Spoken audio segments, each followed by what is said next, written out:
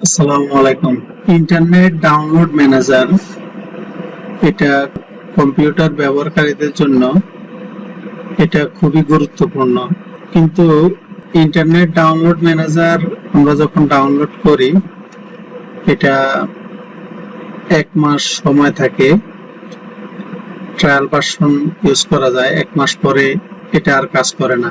আজকে দেখাবো কিভাবে ইন্টারনেট ডাউনলোড ম্যানেজার ডাউনলোড করবেন এবং অ্যাক্টিভ করবেন।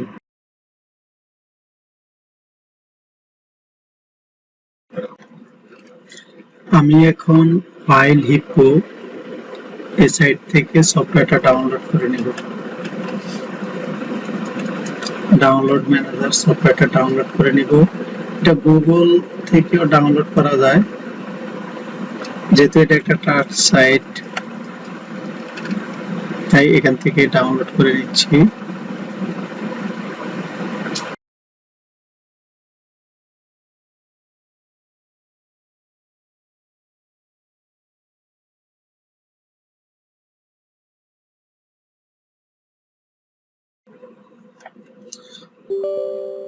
এখন ডাউনলোড হয়ে গেছে,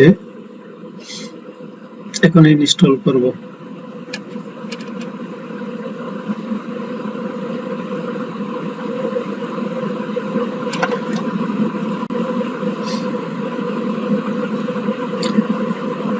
ইনস্টল হয়ে গেছে।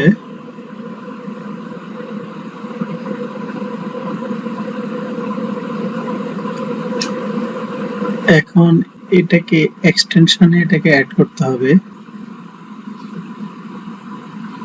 এক্সটেনশন অ্যাড হয়ে গেল।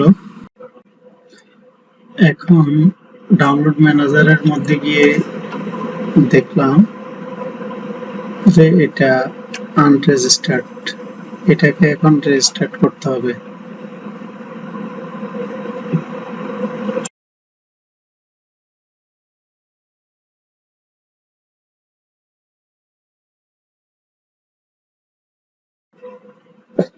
সফটওয়্যারটাকে রেজিস্টার্ড করার জন্য এখন গুগল ড্রাইভ থেকে একটা সফটওয়্যার ডাউনলোড করতেছি, একটা ক্র্যাক ফাইল ডাউনলোড করতেছি। ক্র্যাক ফাইলটার লিংক ডেসক্রিপশন বক্সে আপনাদের দিয়ে দেব।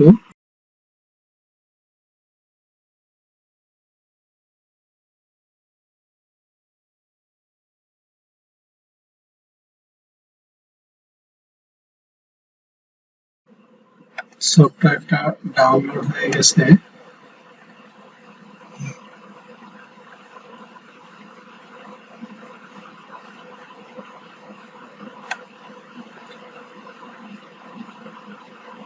এখন এটাকে এক্সট্রাক্ট করব। Extract here. উপরের যে exe, এখানে দুইটা exe আসছে। উপরের exe-টা কপি করব। এখন উপরের exe-টা কপি করব। কপি করে ডেস্কটপে যাব, ইন্টারনেট ডাউনলোড ম্যানেজারের উপর ক্লিক করব, রাইট বাটনে ক্লিক করব, ওপেন ফাইল লোকেশনে ক্লিক করব, এখানে ফাইলটা পেস্ট করে দেব।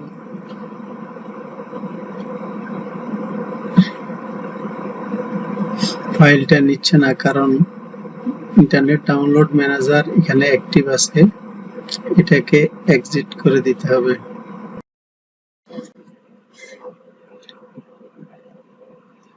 এখন পেস্ট করলে পেস্ট হয়ে যাবে।